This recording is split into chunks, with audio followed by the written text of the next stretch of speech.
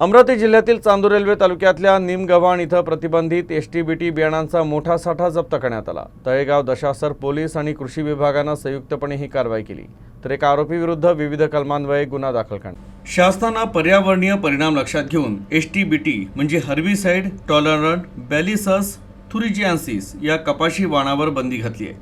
मात्र काही व्यक्ती प्रतिबंधित आणि अप्रमाणित बियाणांची विक्री करून शेतकऱ्यांची फसवणूक करत असतात।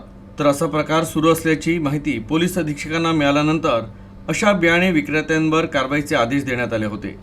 त्या अनुषंगानं तळेगाव दशासर पोलिसांचं पथक गस्त घालत असताना निमगव्हाण इथं राजकुमार परबत यांच्या शेतातील खोलीत प्रतिबंधित एसटीबीटी कपाशी बियाणांचा साठा आहे अशी माहिती मिळाली।